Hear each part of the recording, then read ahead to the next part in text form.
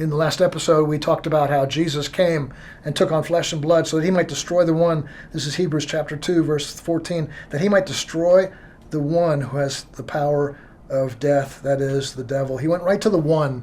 He went to the source, the head of this thing that causes fear, slavery, death, sin, sickness. It's the devil, and he came to destroy him because the outcome that he wanted for you and I was to deliver us who were living in the fear of death, and because we were living in the fear of death, we were subjected to lifelong slavery.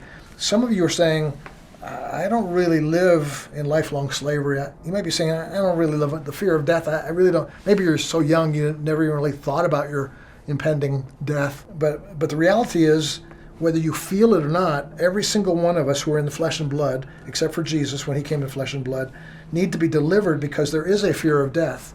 Now, you may not feel it because you've suppressed it. Some suppress it with drugs, sex, alcohol, money, fame, fortune, partying.